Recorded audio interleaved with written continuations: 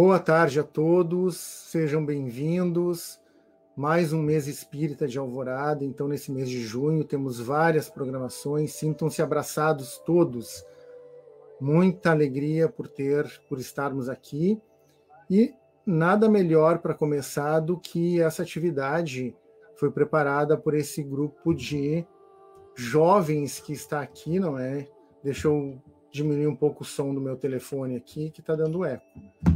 Então, nada melhor para a gente começar esse mês espírita de Alvorada, que tem várias programações, várias atividades importantes para todos nós, do movimento espírita de Alvorada, do que começar com essa galerinha que está aqui, né, que preparou com tanto carinho, tanto amor essa tarefa.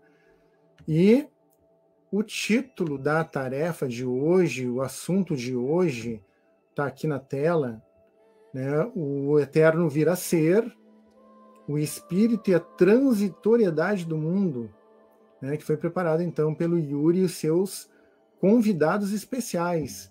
Então estão todos aqui, né? Yuri Bandeira, né? A Letícia Silva, a Suelen Garcia e a Stephanie. Stephanie, falhou agora aqui o meu óculos, né? Ribeiro, isso, obrigado, né? Eu já tenho mais de 18 anos, então a visão já não é a mesma coisa, né? Então, pessoal, vamos fazer a nossa prece.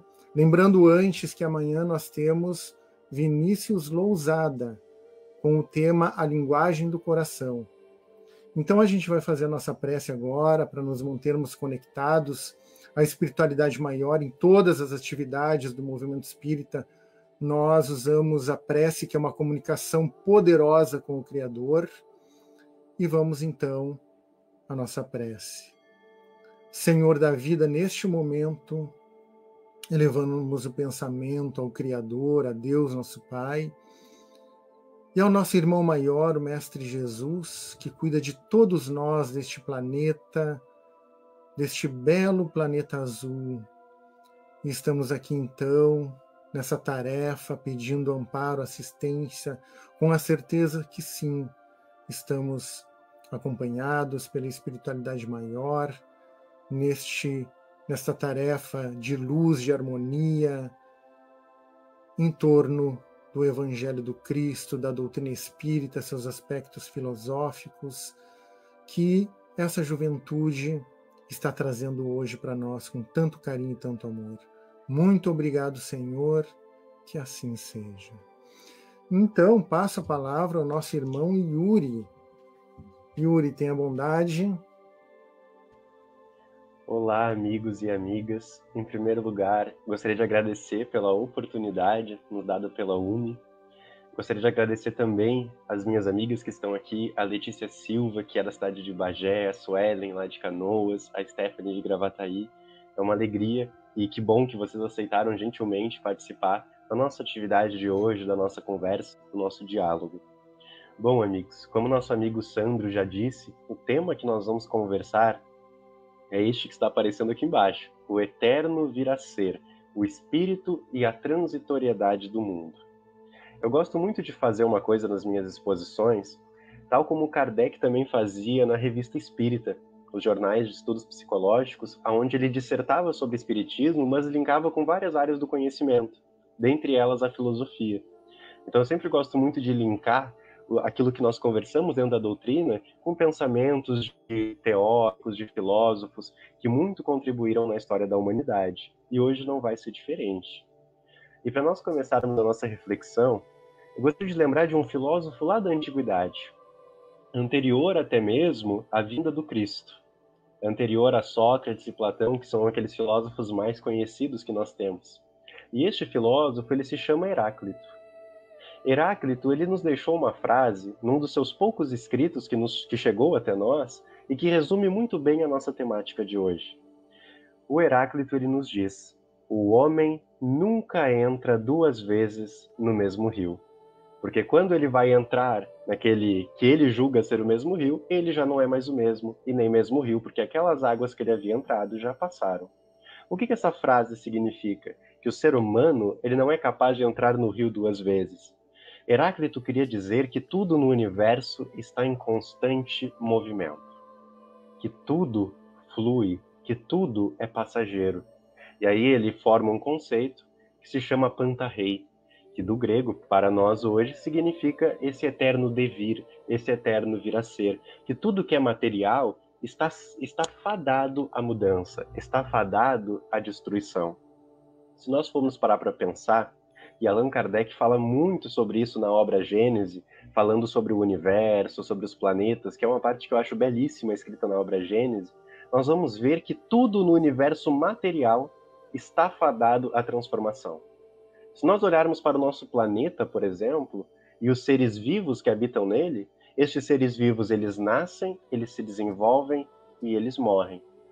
Nós nascemos, nos desenvolvemos, até o momento que nós desencarnamos, e o nosso corpo ele se desintegra.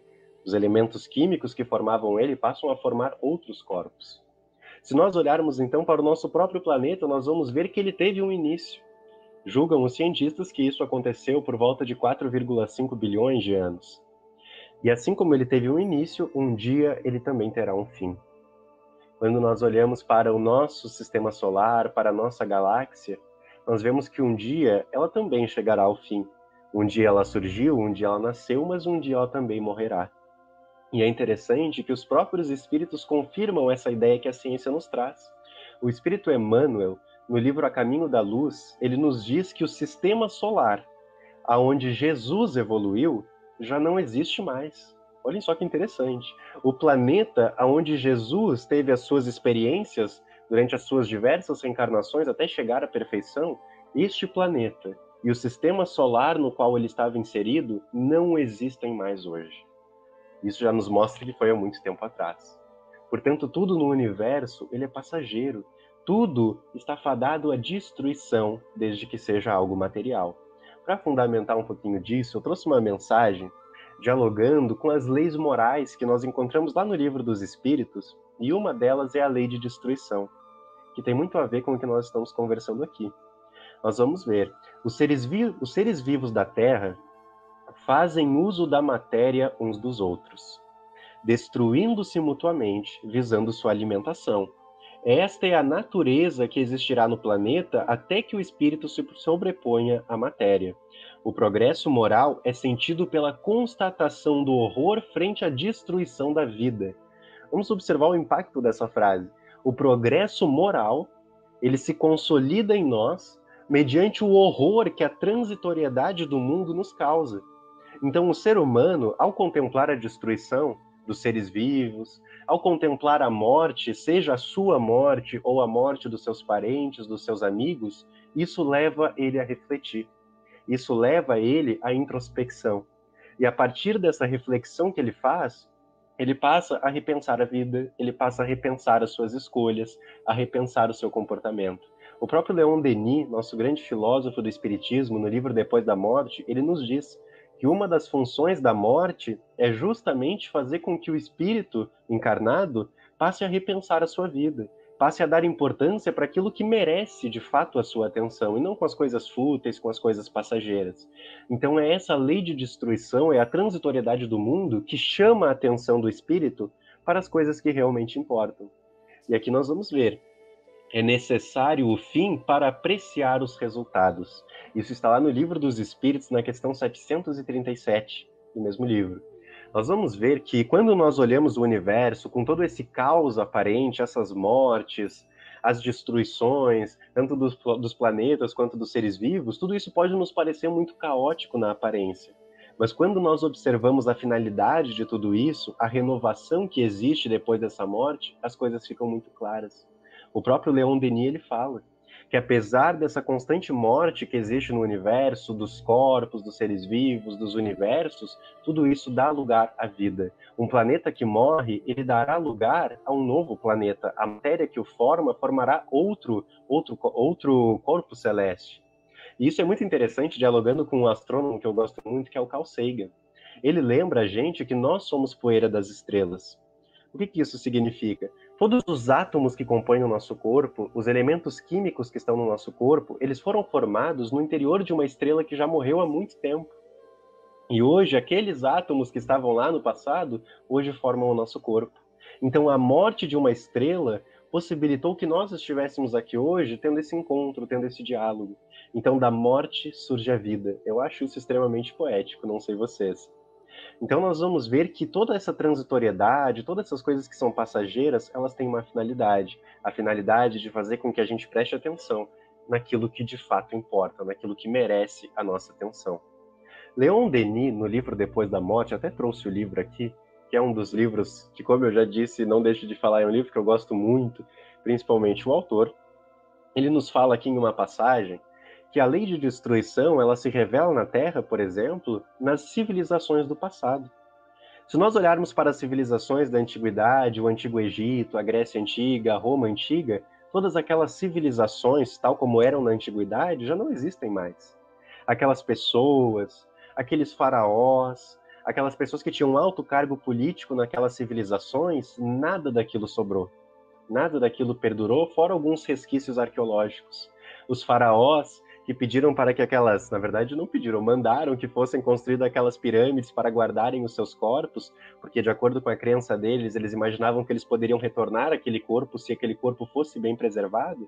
Nós vamos ver que pouco daquilo sobrou. Sobraram algumas silhuetas arquitetônicas, sobrou um pouco da sua arte, mas muito pouco daquilo que eles julgavam que ia durar para sempre, durou. E aí Leon Denis vai nos dizer o seguinte, se vocês me permitem ler. E perguntei a mim mesmo, por que essas gerações a se sucederem como camadas de areia, que acarretadas incessantemente pelas ondas, vão cobrir outras camadas que as precederam? Por que esses trabalhos, essas lutas, esses sofrimentos, se tudo deve terminar no sepulcro? Os séculos, esses minutos da eternidade, viram passar nações e reinos, e nada ficou de pé.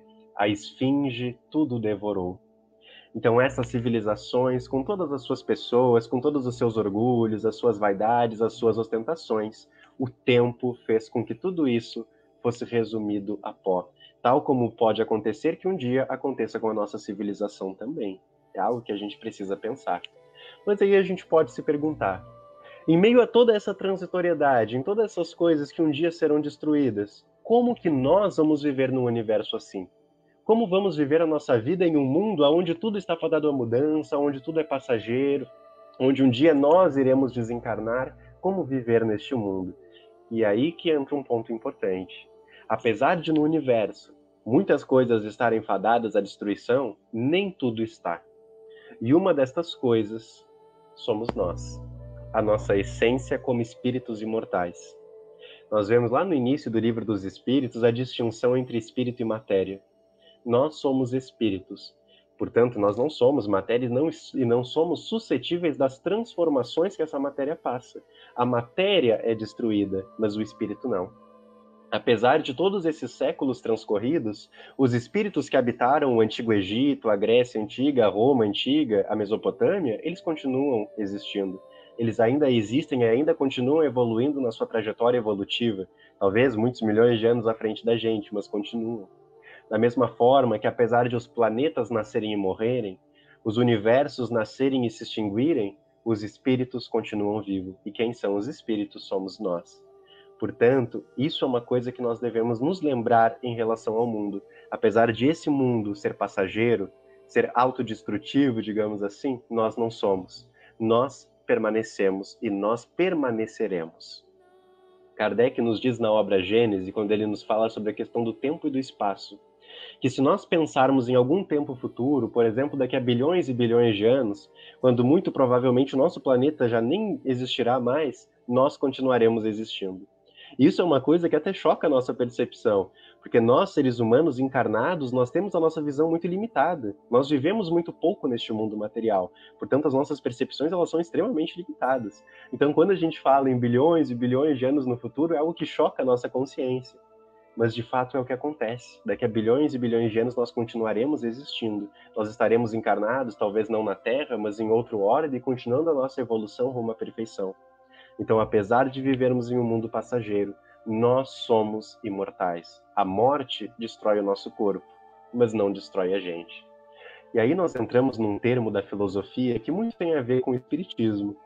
A princípio, a gente pode até pensar que não. Depois eu vou trazer um trecho que vai linkar perfeitamente. Esse termo, ele se chama amor fati. O que é o amor fati? O amor fati, ele foi um termo criado lá pela filosofia estoica. O estoicismo foi uma escola filosófica que muito influenciou o cristianismo. Né? Se nós formos ler, por exemplo, o Evangelho de Lucas, nós vamos ver que ele tem uma influência estoica muito grande. Muitos termos que ele utiliza na escrita do seu Evangelho são termos que foram criados pelo estoicismo. Então ele influencia demais o cristianismo. E os filósofos estoicos, eles criam este termo, amor fati, que depois é retomado por outros pensadores, como Nietzsche, lá no século XIX. Mas o que significa amor fati? Amor fati, traduzindo de uma forma mais clara, significa amor ao destino. E aí nós podemos nos perguntar, será que existe destino? O que a doutrina espírita nos fala sobre o destino? Será que nossos atos já estão escritos? Tudo que é para acontecer já é, tudo que está acontecendo já era para acontecer? Tudo está escrito no livro da vida? Nós vamos ver que não, né? E aí eu gosto muito de apresentar esse trabalho quando eu faço com jovens, aí eu proponho essa pergunta. E aí alguns jovens respondem que existe destino e outros que não. Né? Mas quando a gente começa a pensar nos próprios princípios da doutrina, nós vamos ver que é claro que o destino não existe. Por exemplo, até trouxe aqui a questão do Livro dos Espíritos. Na questão 121 do Livro dos Espíritos, a espiritualidade nos deixa claro que nós temos livre-arbítrio. E se nós temos livre-arbítrio, o poder de tomar decisões, é óbvio que não existe destino. Porque como é que eu vou tomar as minhas próprias escolhas se essas escolhas já estariam escritas no livro da vida? É algo que não faz sentido. Além do mais, nós não teríamos responsabilidade sobre os nossos atos. Se eu, Yuri, fiz mal para Suelen, para Letícia ou para Stephanie, eu não sou culpado, porque isso já estava escrito no livro da vida, já era algo para acontecer. Vocês percebem como a ideia de destino tira a nossa responsabilidade sobre as coisas? Então, por que essa ideia, esse amor fatis do qual nos fala a filosofia, por que ele tem ligação com o espiritismo se o espiritismo não nos mostra que o destino não existe? Aí é que tá. Dentro da filosofia, a palavra destino ela possui um outro significado, e um significado muito importante. O destino significa tudo aquilo que nós não podemos mudar na nossa vida. Aquilo que, independente das nossas escolhas, são coisas que vão acontecer. Uma delas, por exemplo, é a morte. Eu sinto muito, mas você que está aí me assistindo, um dia você vai desencarnar. Um dia você terá que voltar para a espiritualidade, você pode rezar, você pode implorar, mas você vai desencarnar. As pessoas que nós conhecemos, os nossos amigos, os nossos familiares, um dia eles irão desencarnar, um dia eles retornarão para a espiritualidade. Outras coisas que nós não podemos evitar, por exemplo, os desastres naturais. Nós sabemos que muitos deles, causados pelo homem, poderiam sim terem sido evitados, mas há outros que fogem a qualquer previsão, quando a gente lembra, por exemplo, do tsunami que aconteceu na Indonésia no ano de 2004. Foi um evento geológico que não poderia ter sido evitado por ações humanas. Então, tudo isso que foge às nossas ações corresponde ao destino filosófico, tudo aquilo que independe de nós. As doenças, que mesmo qualquer previsão que nós tivéssemos não poderiam ter sido evitadas, também fazem parte desse destino. Os desencarnes, enfim, tudo isso que foge às nossas previsões. Portanto, o amor fati significa o amor à vida. Nós amarmos a vida tal como ela é, tal como ela se apresenta para nós e não como nós gostaríamos que ela fosse. E isso é uma lição filosófica incrível, e que dialoga muito com o ensinamento de Jesus quando ele nos fala, e Kardec relembra isso no capítulo 5 do Evangelho, sobre bem-aventurados os aflitos. Felizes aqueles que sofrem, felizes aqueles que sabem sofrer, que sabem amar a vida tal como ela se apresenta e não como gostariam que a vida fosse. Né? Porque se nós formos perguntar para as pessoas, é óbvio que todos nós gostaríamos de ter uma vida perfeita, que não existissem doenças, que não existisse a morte. E a gente pode até pensar, por que será que a morte ela é importante? Essa é uma pergunta que eu também gosto muito de fazer para os jovens nos encontros de evangelização. E aí, no encontro que eu fiz alguns anos atrás, os jovens responderam que o mundo seria maravilhoso. Mas se nós formos parar para pensar, provavelmente não seria. Um autor que eu gosto muito, que é o Todd May, que ele é autor do livro Death, que infelizmente não tem tradução para o português, e ele dialoga sobre essa ideia da morte. E ele fala que a morte ela é extremamente importante, porque ela faz com que a gente ame as pessoas. E isso choca quando a gente ouve pela primeira vez. Como assim a morte faz com que a gente ame as pessoas? Bom, vamos imaginar, se nós vivêssemos para sempre no mundo material, se eu brigasse com os meus pais, por que eu pediria desculpa para eles, se eu teria a eternidade toda para pedir perdão? Por que eu estaria assistindo essa palestra hoje ou fazendo essa palestra se eu poderia fazer ela daqui a 500 bilhões de anos? Por que eu faria a minha reforma íntima se eu posso fazer ela chover daqui a 2 séculos? Por que eu me organizaria? Por que eu amaria as pessoas se eu teria a eternidade toda para fazer isso? Então a morte, essa quebra de planejamento, essa quebra de expectativa que nos pega muitas vezes de surpresa, ela faz com que a gente ame as pessoas, ela faz com que a gente queira pedir perdão. E o próprio Jesus já nos alertava sobre isso quando ele dizia: reconcilia-te com teu inimigo enquanto caminhas com ele. Ou seja, uma hora tu ou ele podem desencarnar, e esse pedido de perdão vai ser mais difícil de acontecer. Portanto, peça perdão agora. O próprio mestre já tinha ciência disso. Então, resumindo o que nós estamos conversando hoje, o que nós podemos fazer diante de toda essa transitoriedade, diante de todas essas coisas materiais que são passageiras, que são transitórias, essas mortes, essas doenças? O convite que nós fazemos, o convite que foi nos trazido desde a filosofia da antiguidade, que o Espiritismo retoma, fundamentando sobre bases lógicas, sobre bases experimentais, é que nós possamos amar a vida tal como ela se apresenta para nós, mudando aquilo que pode ser modificado, mas aceitando o que nós não podemos mudar. Para nós encerrarmos, uma mensagem que o autor Nietzsche escreve sobre Jesus. E aí nós vamos ver que Jesus foi um dos maiores exemplos de amor fati que nós temos. Ele escreve: o portador da boa nova, Jesus, morreu assim como viveu e ensinou, não para salvar a humanidade, mas para demonstrar-lhe como viver. Seu legado ao homem foi um estilo de vida. Sua atitude ante os juízes, ante os oficiais, ante seus acusadores, sua atitude perante a cruz: não resiste. Não defende seus direitos, não faz qualquer esforço para evitar a maior das penalidades, ainda mais a convida. E roga, sofre e ama com aqueles e por aqueles que o maltrataram. Não se defender, não se encolerizar, não culpar, mas igualmente não resistir ao mal, amá-lo. Portanto, nós vemos que Jesus foi um grande exemplo. Jesus poderia muito bem evitar o seu martírio, mas evitar o seu martírio, assim como Sócrates, seria negar tudo aquilo que ele ensinou. Portanto, fica para nós este exemplo. Só encerrando, Leon Denis também nos lembra como mensagem final, antes de nós irmos para a nossa conversa. No livro Depois da Morte, lá no finalzinho do livro, ele nos diz: lembra-te de que tudo o que for material é efêmero. As gerações passam como vagas do mar. Os impérios esboroam-se, os próprios mundos perecem. Os sóis extinguem-se, tudo foge, tudo se dissipa. Mas há 2 coisas que vêm de Deus e que são imutáveis como Ele. 2 coisas que resplandecem acima da miragem das glórias mundanas. São a sabedoria e a virtude. Conquista-as por teus esforços e, alcançando-as, elevar-te-á acima do que é passageiro e transitório, para só gozares o que é eterno. Portanto, amigos, para que um dia nós possamos alcançar a felicidade dos espíritos puros, e para que nós não vivamos mais em um mundo de transitoriedade, de coisas passageiras, é preciso que nós saibamos viver as coisas transitórias.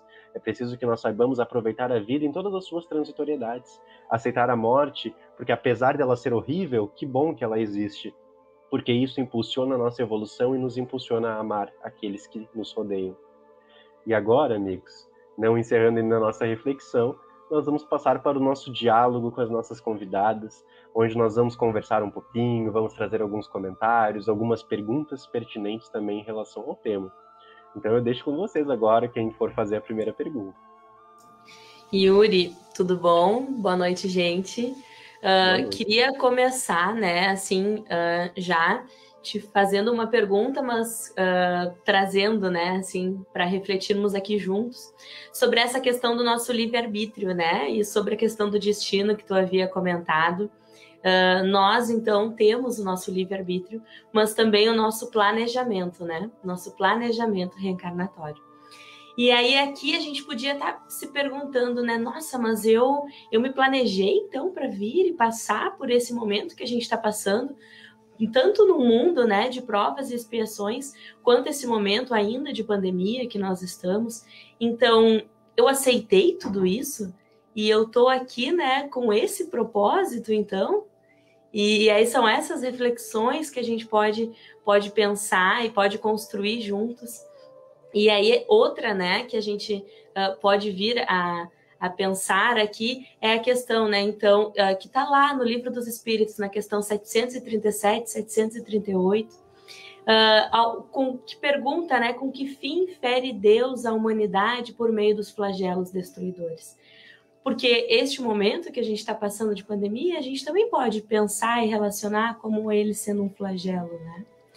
Então, é com o nosso fim de progresso, né? Os espíritos nos dizem isso, nos explicam isso com certeza e com uma clareza, mas queria, assim, que tu pudesse comentar um pouquinho para nós a respeito disso, né? Do nosso livre-arbítrio, do nosso planejamento e desse momento que a gente está passando hoje. Perfeito, Stephanie, muito bem lembrado. E isso até, essa questão do planejamento reencarnatório, ele serve como um motivo a mais para o amor fati. Porque se nós formos parar para pensar, antes de nós encarnarmos, nós já sabíamos tudo o que nós encontraríamos aqui. Nós sabíamos que nós entraríamos em um mundo onde as coisas são passageiras, onde os relacionamentos por vezes são transitórios, ainda mais hoje nessa modernidade líquida que nós vivemos. Então, as doenças, a morte, nós sabíamos que nós iríamos encontrar tudo isso. Portanto, já foi uma escolha que nós fizemos. Já tínhamos ciência disso. E uma coisa também importante de nós salientarmos, que muitas vezes, quando nós falamos em planejamento reencarnatório, muitas pessoas pensam que é algo fixo, que é algo imutável, mas não é. Como a própria Stephanie lembrou, é um planejamento. Quando nós vamos fazer uma viagem, a gente planeja, né? A gente vai passar em tal lugar, a gente vai fazer isso, a gente vai fazer aquilo. Mas quando a gente vai viajar, às vezes as coisas saem um pouco... A gente chegando lá, a gente já quer fazer outra coisa, a gente já não consegue fazer tudo que a gente queria. Então, muitas vezes, durante a nossa vida, o nosso planejamento reencarnatório ele vai sendo mudado.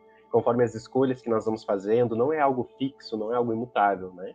Até porque conforme a gente vai vivendo a nossa vida aqui na Terra, o nosso pensamento vai amadurecendo, a gente vai tomando outras escolhas que muitas vezes também podem gerar bons resultados, como aquilo que nós havíamos escolhido no nosso planejamento. Então é sempre importante lembrar isso, que nós já tínhamos ciência, antes de estarmos aqui, de todas essas adversidades, de todos esses obstáculos que nós passaríamos. Isso serve como um estímulo também para amarmos a nossa vida tal como ela se apresenta. Afinal, odiá-la não fará com que ela seja diferente. E é isso, espero que tenha contribuído, Stephanie. Perfeito, Yuri. É bem isso. Bom. Bom. Oi, gente. Então a próxima pergunta é comigo. Boa noite. Boa noite. Yuri, Boa noite. Pensando nos nossos relacionamentos e nos convites do mundo, será que tem relação com o mundo transitório em que estamos? Nossa, Suelen, que pergunta ótima essa que tu fez, com certeza, né? Nós até havíamos falado ali antes que nós vivemos hoje, infelizmente, essa modernidade líquida, né? Foi um conceito formulado pelo Bauman, um sociólogo, e ele fala que no mundo que nós vivemos hoje, nós vemos cada vez mais as relações líquidas, ou seja, as coisas não são feitas para durar, as pessoas iniciam um relacionamento e depois já terminam, como se as pessoas fossem produtos, como se as pessoas fossem para serem utilizadas e descartadas. E por que isso acontece? Por que as pessoas muitas vezes agem dessa forma? Nós vemos que principalmente pelo materialismo.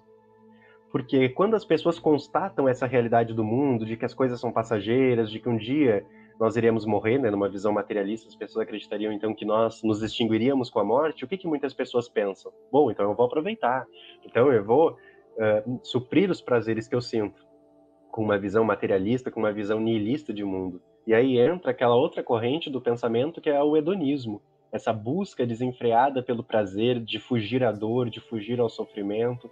E aí as pessoas muitas vezes se aprisionam numa insensibilidade, numa apatia em relação ao sentimento dos outros. Pouco importa se eu vou me relacionar com essa pessoa, pouco importa o que vai acontecer com ela depois que eu abandonar ela. O que importa são as minhas sensações. O que importa são os meus prazeres. Então eu uso as pessoas e depois simplesmente descarto. Que é o que nós vemos nessa modernidade líquida que nós vivemos hoje. Kardec fala no Evangelho, no capítulo Amai vossos inimigos, que neste mundo de provas e expiações que nós vivemos, nós somos muito mais movidos pelas nossas paixões do que pela nossa razão. E quando nós não temos uma visão tal qual nos traz a filosofia espiritualista, a filosofia espírita, de que nós somos responsáveis pelos nossos atos, de que a morte não é o fim de tudo, quando nós não temos essa visão, é muito mais fácil de nós nos entregarmos por este caminho mais hedonista, este caminho de veneração ao corpo e aos seus prazeres, e que muitas vezes acarreta problemas não só na nossa vida, como na vida dos outros. Então, com certeza, Suelen, essas coisas que nós vemos hoje, os relacionamentos, estes convites mundanos, se referem também a essa questão da transitoriedade do mundo, de como as coisas são passageiras, com certeza.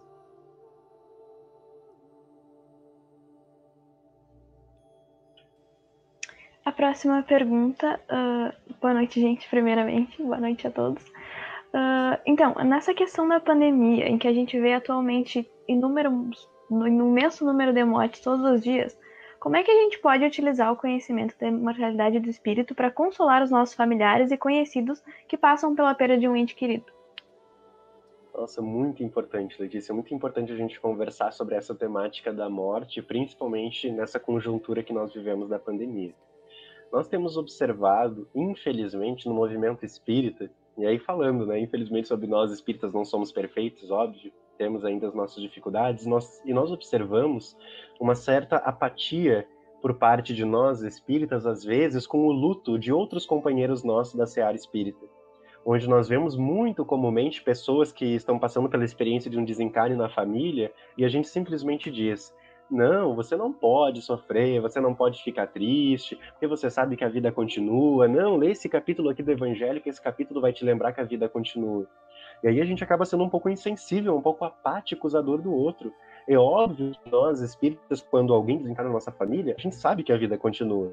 A gente sabe que essa pessoa que desencarnou, nós veremos ela, né, em breve, quando nós desencarnarmos também, ou às vezes por sonhos, enfim, nós sabemos de tudo isso. Mas o que nós queremos no momento da dor é acolhimento. Portanto, nessa pergunta, o que falar para alguém que está passando pela dor do luto, né? Eu acho que a gente devia se preocupar menos com as palavras e mais com as ações. De se mostrar presente para a pessoa, porque com certeza ela já sabe que a vida continua, ela já sabe o que Kardec diz, ela já sabe o que Emmanuel diz. Então, que possamos abraçar essa pessoa, se for possível. Hoje, com o isolamento é um pouquinho difícil, mas pelo menos dizer para ela: olha, eu estou aqui. Se você precisar conversar, pode conversar comigo. Vamos conversar. Eu também sei como é essa dor, porque eu também devolvi alguns amigos, alguns parentes para a espiritualidade, então pode desabafar comigo. A gente oferecer este acolhimento para a pessoa, às vezes vai ser muito mais importante. Claro que se a pessoa ela se dispor a conversar, a entrar nessas questões mais espirituais, aí sim a gente pode conversar. Olha, tal artigo que eu li uma vez, tal mensagem que o Espírito Emmanuel traz, foi muito importante para mim, me ajudou a lidar mais com essa questão do luto, e eu acho que vai te fazer bem. E aí a gente direciona para a pessoa isso. Mas, em primeiro lugar, acolher. Em primeiro lugar, se sensibilizar. Eu já vi muitas pessoas espíritas dizendo que as pessoas que por vezes sofrem diante de algum evento que tenham que devolver alguém à espiritualidade, e dizem que essas pessoas não estão sendo racionais, que essas pessoas não estão pensando logicamente. Bom, isso é uma grande insensibilidade nossa, isso é uma grande apatia. É sinal que a gente precisa trabalhar um pouco mais essa questão do sentimento, de se pôr no lugar do outro. Né? Porque apesar de nós termos todo o conhecimento, nunca é fácil devolvermos alguém para a espiritualidade. Não é uma situação lá que nós gostaríamos de passar, né? Então é isso. Espero que tenha ajudado, Letícia. E é a verdadeira caridade, né, Yuri? Caridade de saber ouvir, né? Também de acolher, de estar junto. E agora falando, né, um pouquinho sobre o eterno vir a ser, né, do nosso espírito, queria que tu comentasse um pouquinho sobre essa questão da felicidade, né? Um dia, assim, né, a gente vai poder atingir a felicidade, mas será que é agora, né? Será que nós já conseguimos tê-la por completo? E como que a gente pode, né, alcançá-la de tal forma, se a gente ainda não pode tê-la por completo? Como que a gente pode fazer para também sermos pessoas mais felizes? Nossa, Stephanie, outro ponto muito importante, né? Falar sobre felicidade é um assunto que é muito pertinente, ainda mais hoje, quando nós vemos números tão grandes nas estatísticas de transtornos psicológicos, como depressão, como ansiedade. Nós vemos discursos de felicidade atrelados ao consumismo, muitas vezes. Então é muito importante nós conversarmos sobre esse assunto. Lá na questão 920 de O Livro dos Espíritos, os Espíritos nos dizem que não é possível aqui na Terra nós alcançarmos a felicidade absoluta. E aí é interessante que muitas pessoas fecham a leitura aí, né? Ah, não podemos ser felizes, então estamos aqui para sofrer. Não, os Espíritos dizem mais. Fardados a sofrer. Né? Muitas pessoas entendem isso, né? Param, leem a questão pela metade, mas não. Os Espíritos dizem que é possível sim alcançar uma felicidade relativa. Então é importante nós partirmos desse pressuposto. Olha, a Terra não é sinônimo de sofrimento, né? Apesar de existirem muitas coisas adversas, a vida ela não se resume a sofrimentos, tal como pensava Schopenhauer. Mas é possível sim nós sermos um pouco felizes. A gente pode até pensar, né? Por que a gente não pode alcançar uma felicidade absoluta? Porque nós vivemos em um mundo onde existem muitas pessoas sofrendo. Seria muito egoísmo da nossa parte nós imaginarmos que seria possível ser 100% feliz com pessoas passando fome, com pessoas sendo assassinadas, com pessoas sendo oprimidas, enfim, com esses diversos sofrimentos que nós encontramos no mundo, seria egoísmo. Mas é possível sim alcançar uma felicidade relativa. E aí a gente entra na pergunta da Stephanie. Mas como alcançar essa felicidade relativa? Tudo bem, a teoria nos diz que ela existe, mas como é que eu faço para alcançar essa felicidade? É uma coisa que a gente pode se perguntar. E aí uma coisa muito importante é que, por vezes, a gente fica colocando na nossa vida a felicidade onde nós não estamos.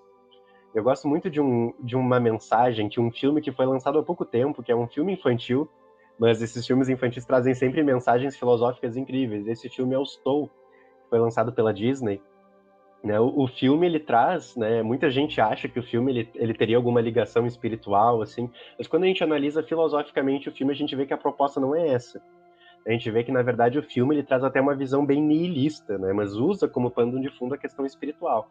Mas o filme ele traz mensagens belíssimas. E uma delas é exatamente isso sobre a felicidade. Sobre como os indivíduos colocam a felicidade deles no futuro. Então, por vezes, a gente coloca a nossa felicidade, por exemplo, em quando eu me formar, em quando eu tiver um emprego, em quando eu formar uma família, em quando eu tiver um namorado, uma namorada, quando eu tiver filhos. Então, a gente sempre coloca a felicidade onde nós não estamos. O problema é que muitas vezes vem a morte. E aí a gente desencarna antes de ter se formado. A gente desencarna antes de construir uma família.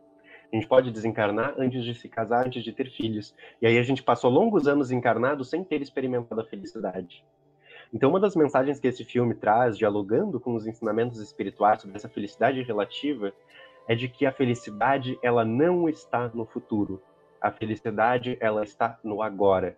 Ela está no hoje, só que muitas vezes nós não a percebemos, porque nós idealizamos a felicidade, às vezes até por causa dessa questão do consumo que nós havíamos falado, a gente coloca ela em objetos materiais, em coisas que nós ainda não temos, em condições no futuro, quando ela já está com a gente. Quando a finalidade da existência já é o agora. A gente vai pensando, né, no objetivo da minha vida.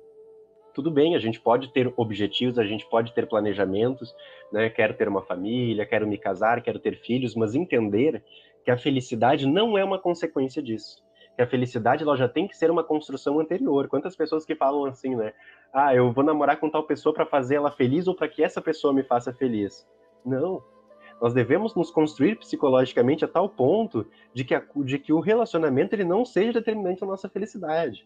Né? Para se caso a gente encontrar alguém, né, e a pessoa nos diga, olha, vou te fazer feliz, a gente possa dizer, né, não, eu já venho feliz, né, eu já sou feliz. Eu só estou aqui por opção de dividir a minha vida com você para que a gente possa também ser felizes juntos, mas eu já sou feliz. Então é importante de nós compreendermos que a felicidade ela está no presente, ela está no hoje. E nós temos muitos motivos para sermos felizes, né? Eu gosto muito, né? Principalmente quando a gente vai lendo artigos filosóficos, assim, a gente vai vendo como cada coisa simples na nossa vida já é uma grande fonte de felicidade. Prazeres como ler, como assistir uma série também, a gente não precisa pegar só esses momentos assim mais banais da vida, assim, mas momentos com a nossa família, momentos com os nossos amigos, que são momentos que nos trazem alegria. E entender que a felicidade ela já é isso. Não é absoluta, mas já é um pouco dessa felicidade. E tá tudo bem. Então, colocarmos a nossa felicidade no hoje. Assim, essa é uma meta que a gente deveria ter. É no hoje e em nós, né, Yuri? Porque como você estava falando, a questão de relacionamentos, a gente não é metade de uma laranja à procura da outra metade, né? Nós já somos completos. Nós já somos aí, vou usar entre aspas, essa laranja redondinha e completinha. Então, a felicidade está em nós, né? Está nessas belezas que a vida também nos proporciona. Perfeito. Lembrando que não existem almas gêmeas, né? Como nos lembram os espíritos da codificação, porque senão nós seríamos incompletos, né? Exato, e só alcançaríamos a felicidade com o outro, né? Exatamente. Bom, Yuri, só completando essa tua fala sobre a felicidade, eu também anotei aqui umas coisinhas. A gente pode justificar os nossos não relacionamentos ou a falta de valorização dos mesmos por a felicidade não ser deste mundo e por esta ser frenética por encontrá-la, esquecendo que ela está nas pequenas coisas e nas belezas ocultas da vida e que também somos responsáveis por todas aquelas coisas que nos envolvemos. Com certeza, Suelen, perdão, com certeza, Suelen.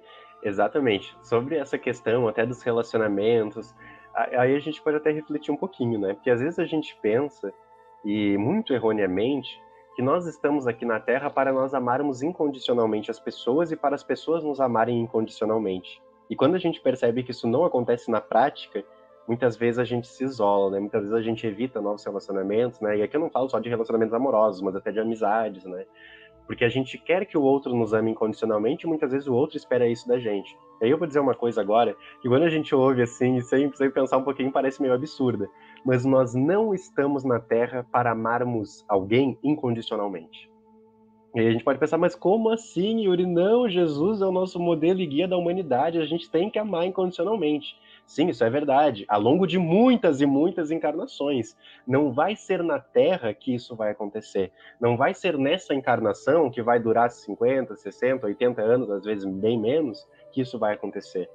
Quando nós encarnamos, nós já temos ciência que nós não sairemos daqui amando ninguém incondicionalmente, porque este amor ágape, este amor incondicional, tal como Jesus o tinha, ele o tinha porque era perfeito.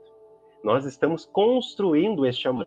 Portanto, entender que os nossos pais, eles não são perfeitos. Entender, dialogando com o que a Sueli nos trouxe, que os nossos relacionamentos, que o nosso namorado, que a nossa namorada, marido, esposa, eles também não são perfeitos. Que os nossos filhos, eles não são perfeitos e que nós não somos perfeitos. Que nós temos um amor que, dado a nossa conjuntura evolutiva, ele se aproxima muito de um conceito de Freud, que é a ambivalência. O nosso amor, ele acaba se misturando um pouquinho com a raiva, muitas vezes. E tá tudo bem, desde que a gente saiba gerenciar essas emoções, gerenciar essa raiva. Inclusive, esse amor, ele tem que ser bem gerenciado para que um dia ele possa se tornar ágape, para que um dia ele possa transcender e se tornar o amor tal como Jesus nos trouxe. Mas isso é uma construção, é algo que a gente vai construindo. Mas com certeza, Suelen, né? Exatamente. Muitas vezes a gente se isola esperando essa perfeição do outro, esperando essa perfeição tal como o outro também espera da gente, muitas vezes, mas que não vai acontecer, né? A gente não pode carregar a pretensão de ser perfeito em um mundo de provas e expiações, mas a pretensão de ser cada dia melhor, isso sim. Nessa questão que vocês estão comentando sobre os relacionamentos e ter um pouco de raiva, eu acabei pensando em divergências de opinião, até que muitas vezes nos levam a nos afastar das pessoas, né? E sobre isso, a pergunta que eu trago é, nessa transição para o mundo da regeneração, muitas vezes nós nos deparamos com um sentimento de revolta para com o próximo, por questões sociais, políticas ou entre outras. Para efetivamente amarmos a nossa jornada e fazê-la dela proveitosa, como é que a gente pode lidar com essa raiva? E, claro, não amar 100% o próximo, mas aprender a lidar com isso e ter um relacionamento mais pacífico, tanto para o outro como para a gente mesmo. Nossa, perfeito, Letícia. Vocês veem que cada pergunta e comentário que vocês fazem, eu falo ótimo, perfeito, mas porque de fato são, né? São assuntos muito importantes. Essa questão da raiva, ela é muito importante de ser abordada, porque ela também é muito mal interpretada. Dentro do espiritismo, dentro do movimento espírita, às vezes nós temos alguns problemas semânticos, né? Alguns problemas de significado das palavras. A raiva dentro do movimento espírita, ela acaba tendo uma conotação meio pesada, uma conotação negativa. Só que quando a gente entra no campo de estudo das emoções, nós vamos ver que a raiva, biologicamente, psicologicamente, ela é uma emoção como qualquer outra. A raiva, ela é uma emoção assim como a alegria, assim como a tristeza, assim como o medo. E se a raiva existe em nós hoje, enquanto espécies, é porque ela possui um papel evolutivo, é porque ela é importante, é porque ela desempenha uma função. É um filme que eu gosto muito, vocês veem que eu gosto de citar filme infantil, né? O Divertidamente, ele traz uma mensagem importantíssima sobre isso, sobre o papel das emoções. E aí nós vemos que não existem emoções negativas, né? A gente pensa assim, né? A raiva é uma emoção negativa, o medo é negativo, a tristeza é negativa. Isso não é verdade. E ali o filme ele nos traz uma mensagem que justamente a tristeza é uma emoção importantíssima na nossa vida, porque ela faz com que a gente repense as coisas, a gente identifique pontos que não estão nos agradando, que não estão nos fazendo bem, para que a gente possa conversar com outras pessoas e tentar ajustar a realidade. O medo também, ele serve como preservação da espécie. Né? Claro, desde que não seja patológico, se convertendo num transtorno de ansiedade. Mas o medo natural, ele é importante. E da mesma forma a raiva. E aí as pessoas ficam, né? Como assim a raiva é importante? É claro que é. Quando a gente pensa, por exemplo, a raiva, ela surge quando nós nos deparamos com possíveis injustiças no nosso dia a dia. Injustiças tanto para com os outros como para conosco, aquilo que nós consideramos como injustiça. E aí surge a raiva, né? Mas não é aquela raiva, né? Tal como nós falamos, às vezes, vulgarmente no Espiritismo, aquele ódio, aquela coisa de desejar a morte de alguém. Não é isso. Mas simplesmente o sentimento de desconforto com a realidade. Há algo na realidade que me causa um desconforto, e a partir desse desconforto tem uma vontade de mudar essa situação. Só para nós termos ideia de como a raiva é natural, quando nós presenciamos, às vezes, uma injustiça social e nós nos mobilizamos para modificar essa situação, nós não somos movidos pelo amor, pela alegria. Não, é a raiva que faz com que a gente queira mudar essa situação, com que a gente protagonize, com que a gente queira mudar a sociedade, por exemplo, para melhor. É ela que faz com que a gente acorde todo dia com determinação para alcançar um determinado objetivo, por exemplo. E aqui falando da raiva natural, mais uma vez, para a gente não confundir com o ódio, com aquela coisa extrema, né? Só para a gente ter ideia disso, o espírito Joana de Ângeles, nossa série psicológica, ela traz um episódio da vida de Jesus que às vezes nós espíritas fingimos que esse episódio não aconteceu, né? Que é aquele episódio que Jesus está no templo e as pessoas estão comercializando no templo, e aí Jesus dá meio que uma surtada e começa a derrubar tudo. E esse é um evento que nós espíritas a gente não gosta muito de falar, porque a gente pensa assim, não, isso aí não aconteceu, não, isso aí colocaram no... Foi editado os textos bíblicos, né? Mas daí a gente pega todo o resto como verdade e tira isso como falso, né? Porque a gente acha que aquele sentimento de ira que Jesus teve seria incompatível com a sua perfeição. Mas isso também não é verdade. A própria Joana de Ângeles, ela nos fala que o que Jesus experiencia naquele momento, ali ela chama de ira santa. O que seria essa ira santa? Nada mais é do que uma raiva bem gerenciada. É um sentimento de raiva? É óbvio que é, mas é uma raiva gerenciada. É uma raiva que não atinge ninguém, que não causa ferimentos físicos ou psicológicos no outrem, tal como às vezes acontece em nós, que somos espíritos imperfeitos e não sabemos lidar com as nossas emoções. Ali ele gerencia tal como um irmão mais velho diante dos seus irmãos mais novos, agindo com firmeza, com disciplina para passar uma mensagem, que é justamente a mensagem que nós estamos refletindo hoje, de que o dinheiro, de que as coisas materiais, elas se destroem, elas não são tão importantes como nós imaginamos. São importantes? São. Mas nós não devemos deixar com que elas escravizem a nossa vida. Isso é muito importante também, né? Às vezes, quando a gente fala sobre essa questão de transitoriedade do mundo, a gente pode cair naquele equívoco dos cristãos lá do medievo, de achar que o mundo é ruim, já como o mundo é transitório, ele é ruim. Só que a gente esquece que Deus também criou o mundo material, e se ele criou o mundo material, ele não poderia criar uma coisa ruim, ou ele também seria ruim, né? Até o Nietzsche fala, né, que de tanto que os cristãos tradicionais disseram que o mundo é ruim, o mundo de fato se tornou ruim, né? Nós viemos de um longo passado que tenta demonizar o mundo material e nós esquecemos que ele é importante, né? Até filósofos como Platão e Sócrates, que diziam que nós tínhamos que nos abster das coisas materiais, eles próprios falavam que nós tínhamos sim que termos prazeres materiais, que nós tínhamos que sim viver a nossa vida, mas não permitir que esses prazeres nos escravizem. Da mesma forma, a raiva. Saber gerenciá-la e não permitir que ela nos escravize. Falei demais, mas não sei se eu respondi a pergunta. Consegui, Letícia? Que bom. Até porque essa questão da raiva controlada, né? Porque se alguém há muito tempo atrás não tivesse revoltado com algumas situações, a gente ainda viveria num mundo totalmente machista, ou então até tipo preconceituoso ao extremo mesmo. Claro que ainda é um pouquinho, mas tipo, não teria essa evolução ao longo do tempo. Nossa, perfeito, Letícia, com toda certeza. Com certeza. Não sei se o Sandro gostaria de fazer alguma pergunta, alguma colocação. Pessoal, estou aqui aprendendo com vocês, né? A gente também deixa para o pessoal do Facebook, se quiser comentar alguma coisa, fazer alguma pergunta, né? Fiquem à vontade, tá? Vocês estavam conversando e eu estava lembrando, né, que a gente vive numa época bem complicada, porque parece que algumas coisas estão sendo mal interpretadas, eu acho, né? Até gostaria de compartilhar com vocês. Lá no Livro dos Espíritos, né, diz que, por exemplo, a monogamia foi uma evolução da humanidade, né? E a gente vê aí movimentos pregando o trisal, né? Então, onde é que se encaixa isso, né? Para qualquer um de vocês, né, que quiser comentar, né? Dentro do que o Yuri está falando, né? O Yuri também pode comentar. Tranquilo? Perfeito. Eu vou fazer um comentário aqui breve, daí se vocês quiserem contribuir, e só mais uma outra situação que eu também lembro, claro, né? Eu tenho pessoas amigas, né, que sofrem de depressão. Então, existe também aquela conversa de que algumas drogas, né, o uso de algumas drogas seria bom para depressão. E aí a gente argumenta, né, que, claro, a medicina ela está aí, ela é ciência, né, e o espiritismo é ciência, e a gente sabe que tudo dosado é remédio ou é veneno, né? Então, assim, ó, onde é que se encaixa isso também? Porque na medida em que nós somos espíritos imortais, e se eu deturpo um conhecimento para que eu tenha mais liberdade, digamos assim, né, do consumo de uma determinada droga, né? Não sei se eu posso citar aqui, né? Não sei se convém também, tá? Mas eu acho que sim, né? A maconha, né?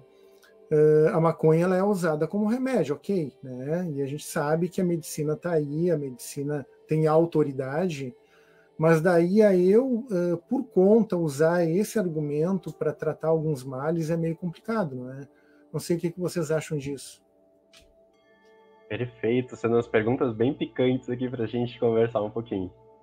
Bom, sobre essa questão assim dos movimentos, né, que muitas vezes trazem coisas que chocam um pouco aquilo, né, que nós estudamos, né? Isso é muito importante da gente refletir um pouquinho.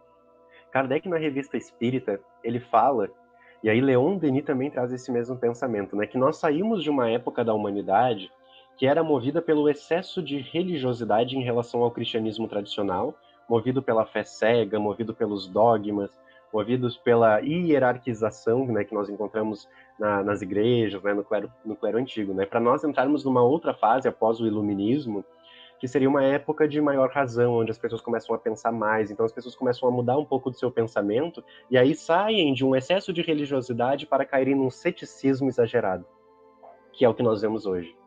E esse materialismo, né, e que até Kardec fala que acaba sendo uma consequência do progresso, não significa que ele seja bom. É importante que esse materialismo, né, em certa medida, ele seja combatido, e isso virá com o tempo. Esse movimento pendular da história. Leon Denis fala, né? Leon Denis faz uma reflexão que eu acho incrível. Nós saímos do excesso de religião, de dogmas, de fé cega, entramos na fase da razão. Muitas pessoas abraçaram o materialismo, o ateísmo, mas depois, percebendo o vazio dessas doutrinas, o vazio emocional que elas trazem, o vazio de sentido, correrão para o espiritualismo, que nada mais é do que uma síntese, né? A gente vê até uma relação dialética da história, uma síntese entre duas teses, entre aquilo que trazia o materialismo e aquilo que trazia o excesso de religião, né? E aí nasce o espiritualismo moderno. Então, nesse estágio da humanidade que nós vivemos, hoje nós encontramos um materialismo muito extensivo em muitas pessoas, em muitos jovens que não possuem essa perspectiva espiritualista, que enxergam apenas a vida atual, que enxergam as sensações do corpo como tudo que existe, infelizmente acabam abraçando ideias, acabam abraçando ideologias que vão em contrapartida a isso. E cabe a nós, espíritas, buscarmos esclarecer na medida do possível essas pessoas. Nós também debatermos racionalmente, não apenas dizer, né, em tal livro diz que isso não está certo, mas refletir com essas pessoas. Será que isso seria um bom caminho? Né, quando a gente fala da poligamia, né, por exemplo, né, já é tão difícil nós conseguirmos amar um parceiro. Será que conseguiríamos amar mais de um? Né? Nós já temos tanto problema com uma pessoa só na nossa vida, né? Imagina ter com mais uma, né? Então, claro que isso aqui a gente poderia ficar horas e horas conversando, né? Mas sempre debater racionalmente, né? E conversarmos e entender que eles estão dentro de uma condição histórica que acabam fazendo com que eles abracem o materialismo, porque eles saíram de uma época de muitas superstições, de muitos dogmas, de muita fé cega, e precisam ser acolhidos, precisam ser esclarecidos, desde que se disponham também a isso, né? Em relação às drogas, é outro ponto muito importante, né? Eu não sou, assim, da área da saúde, pretendo ser um dia, né, um objetivo também que eu tenho, mas quando a gente vê, assim, muitos psiquiatras falando em relação à maconha, né, isso nos traz pensamentos, reflexões muito importantes, né? A gente precisa entender que existe uma diferença, né, entre a maconha medicinal e a maconha usada, né, como droga, né, como baseado, enfim. A maconha medicinal, né, o canabidiol, ele de fato traz inúmeros benefícios. A Anvisa tem aprovado também para casos de epilepsia, para casos de transtornos emocionais. Mas quando a gente fala na questão da droga em si, quando ela não do medicamento, nós vemos que, apesar de ela trazer benefícios, por exemplo, para alguns transtornos mentais, percebem que ela aflora outros, como, por exemplo, a esquizofrenia. Nós vemos muitos psiquiatras alertando sobre a questão da psiquiatria, sobre a questão da esquizofrenia, desculpa, em jovens que fizeram uso da maconha, né? Então é algo que precisa ser estudado, a ciência precisa estudar para ver o que de fato ela causa no organismo, benefícios e malefícios, o custo-benefício disso, e mais um monte de outras questões, né? Então, é óbvio, né, que a gente tem que aguardar a ciência chegar nisso, mas por enquanto a gente vê, né, que é algo que precisa ser estudado, que precisa ser bem pensado, e que no caso da forma medicinal ela é sim muito positiva, né? Mas a outra carece ainda de estudos, e os estudos que nós temos até agora nos mostram muitos pontos negativos, né? Muitas consequências que advêm desse uso, né? Não sei se eu me fiz claro, não sei se alguém gostaria de complementar também. Yuri, se tu me permite, a doutrina espírita, ela é riquíssima, não é, pelas suas ferramentas, a mediunidade, não é? Então não é motivo de orgulho para nós, muito pelo contrário, é motivo de responsabilidade saber que a mediunidade, não é, o espiritismo talvez seja a única doutrina hoje no planeta Terra que trabalha bem com a mediunidade, ou seja, o intercâmbio entre o mundo material e o mundo espiritual. Então, conversando com um jovem, né, numa escola que eu trabalhei, né, ele fez um trabalho, né, me chamou a atenção, exaltando essa questão da maconha, né, negativamente. E depois de muito argumentar, eu só achei uma frase, um argumento, né, acho que eu fui inspirado, né, não foi mérito meu. Nós que participamos e conhecemos a doutrina espírita, e que participamos dos grupos mediúnicos, a gente vê o seguinte: não veio um irmão do mundo espiritual que tenha tido essa vivência dizer que foi bom, né? Então, até hoje, né, não veio nenhum, né? Então, a gente tem ferramentas na doutrina espírita, fora a questão da imortalidade, não é? A própria mediunidade e o testemunho dos nossos irmãos que retornaram ao mundo espiritual, que vem dizer, isso valeu a pena, isso aqui não valeu a pena, né? Então, eu acho que é uma coisa importante para a gente refletir. Obrigado pela resposta, Yuri. Vamos ver o que tem aqui no chat enquanto as meninas vão pensando aí. Vamos ver aqui. Pessoal gostando muito, dando parabéns. Né? Questões culturais, né? A Valéria comentou ali, já tinha colocado na tela. Boa, bela reflexão, né? Pessoal gostando muito da atividade. Parabéns pelo trabalho, muito pertinente ao momento, objetivo e bastante claro. Muito bom, pessoal comentando.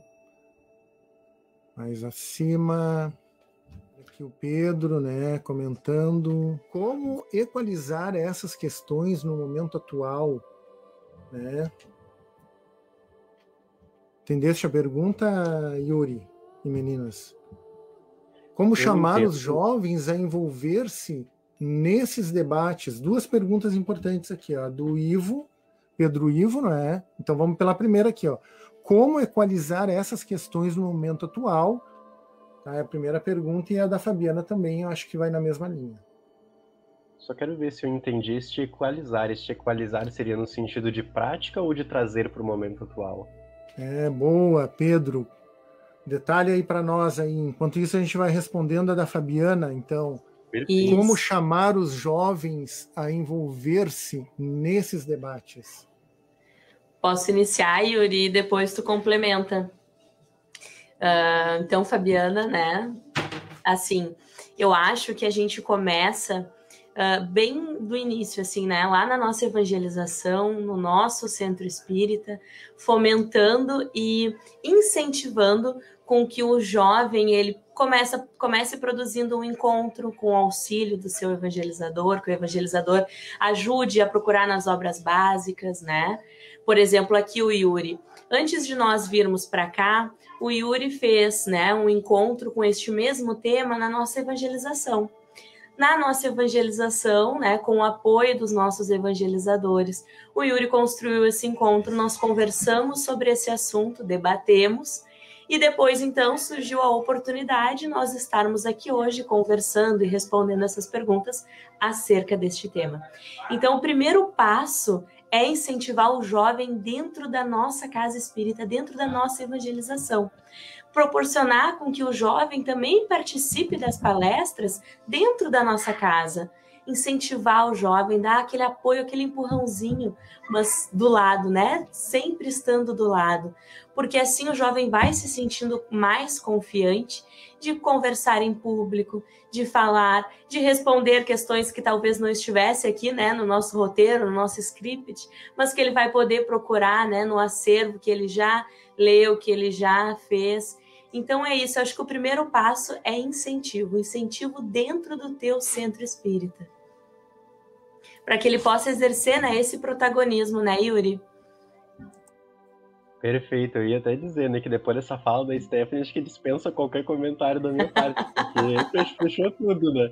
Exatamente, incentivar, né? É isso quando a gente fala de protagonismo, né? Essa união entre o evangelizador e o evangelizando, né? Incentivando o protagonismo.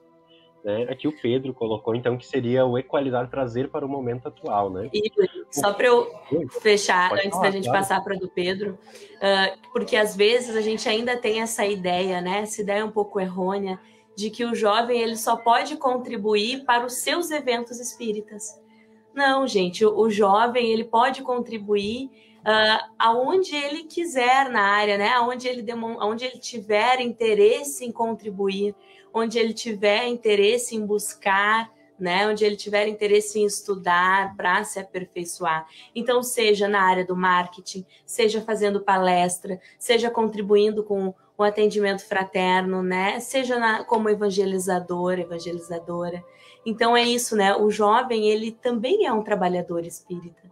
Então ele também pode estar, né, nas frentes e assumindo algumas questões, desde que a gente apoie, desde que esteja o incentivo, né, dos nossos líderes, dos nossos evangelizadores, dos presidentes das casas espíritas, das coordenações e aí por diante. Só para finalizar, Yuri. Perfeito, Stephanie, perfeito. E ali o nosso amigo Pedro então perguntou, né, como trazer, né, tudo isso que nós conversamos aqui para o nosso momento atual. Eu até acredito que nas nossas falas, né, tanto a minha, da Letícia, da Suelen, da Stephanie, nas perguntas que nós trouxemos, nos comentários, a gente sempre foi contextualizando, de fato, com o momento atual. Nós falamos ali sobre a questão da raiva, principalmente nos dias de hoje, nessa polarização extrema que nós encontramos, né, no que tange a política no Brasil. A questão dos relacionamentos dentro dessa modernidade líquida que nós vivemos no século XXI, como já trazia o Bauman também, esses relacionamentos que não são fundados, né, sobre uma base sólida, que são extremamente passageiros, que são transitórios. Mas resumindo, como então, né, nós podemos linkar tudo isso e vivermos, né, neste mundo transitório, né? Entendendo que nós somos um espírito imortal. E até aquela frasezinha, ela até é clichê, né? Mas ela é muito real, porque ela diz, né? Nós não somos seres materiais vivendo uma experiência espiritual, nós somos seres espirituais vivendo uma experiência material. Entender que essa vida daqui, ela é importante. Os momentos que nós passamos aqui, os momentos que nós passamos com amigos, com nossa família, os prazeres materiais, eles têm sim a sua importância, senão não existiriam. Mas entender que isso não resume a vida. Entender que isso não é tudo. E que existe uma vida muito maior a qual nos cabe nos prepararmos desde agora. E assim a gente consegue linkar, então, o que nós trazemos aqui. Esse preparo que o espírito deve ter frente a essa transitoriedade do mundo. Entender que aqui as coisas são transitórias, são passageiras, para nos prepararmos para a eternidade. Por isso que precisamos experienciar a morte, as doenças, para que um dia possamos vivermos naquela eternidade da qual nos falam os espíritos, sem que se torne algo entediante, né, como nós podemos pensar, e sem que aquilo muitas vezes dê vazão às nossas paixões, ao nosso egoísmo, de nós não amarmos as pessoas, de nós não perdoarmos, porque teríamos a eternidade toda para fazer isso. Então é justamente essa a importância da vida material, preparar o espírito para uma vida eterna, da qual ele precisa ser preparado, da qual ele ainda não se encontra amadurecido o suficiente. E é isso. A Valéria comentando aqui, né, fazendo estudo com os trabalhadores, né, os jovens participando dos estudos que vocês estão colocando, né, incluindo os jovens nos estudos da casa, Marisa Guedes, deixa eu ver quem mais aqui, a Neuza Íbias, que bom aprender um pouco mais com esses jovens envolvidos com o estudo espírita, né, que legal, quando eu era jovem, faz tempo isso, não é? A gente tinha necessidade de ter bons exemplos assim desse engajamento dos jovens, né, nessas causas, né, aqui no caso na doutrina espírita. Vamos ver. Vocês tocaram numa questão fundamental aí, que é a evangelização, não é? Hoje, em muitas casas, a evangelização online, não é? Que também é possível os nossos jovens e crianças participarem através das atividades online, não é? Nas casas espíritas de Alvorada, nós temos várias casas com atividades online, não é? Então é só procurar que a gente consegue se engajar em alguma atividade, exposição, explanação pública também. Gente, Sim. Eu só tenho a agradecer, agradeço muito a vocês, agradeço a Luciane, não pôde estar presente, né? Até porque, na verdade, a Luciane está ali pertinho do Yuri, né? Mas não pôde entrar porque a internet não é muito boa aos domingos, não é? Olha o Pedro Ivo aqui, ó. É gratificante ouvir essas gerações que falam com alegria e muito conhecimento, sem complicações nas falas. Ótimo. Então, como eu estava falando, né, a Luciane, na verdade, está ali assistindo, não é? A nossa vice-presidente da UME, né? E agradecemos a Luciane, agradecemos aos jovens, ao Yuri, a Suelen, a Letícia, não é? E a... Faltou visão aqui, Stephanie, tá muito pequenininha a letra ali. Tá bom, então. Pessoal, então eu peço para... Stephanie vai fazer a prece de encerramento? Ou a Suelen? A Suelen. Tá certo. Pessoal do Facebook, gratidão. Gratidão a todos, né? Amanhã teremos o Vinícius Lousada e teremos mais atividades pelo mês espírita, que vai ser divulgado. Então... Muito obrigada, gente. Antes de eu fazer a prece, muito obrigado mesmo. Foi muito legal esse encontro que a gente teve. Passou tão rápido, nem parece que já foi 6 horas agora. Muito rápido. Eu vou pedir para todo mundo, então, serenar seu coração, fechar os olhos, entrar em conexão com o Pai. Senhor Jesus, agradecemos por esse momento em que compartilhamos ensinamentos nessa tarde de domingo e que tenhamos uma semana maravilhosa, cheia de alegria, de compreensão, cheia de amor no coração. E que assim seja. Muito obrigado mais uma vez, uma boa semana para todos, uma boa segunda manhã com Vinícius Lousada às 20 horas. Obrigado, Yuri. Obrigado, meninas. Tchau, tchau e até mais.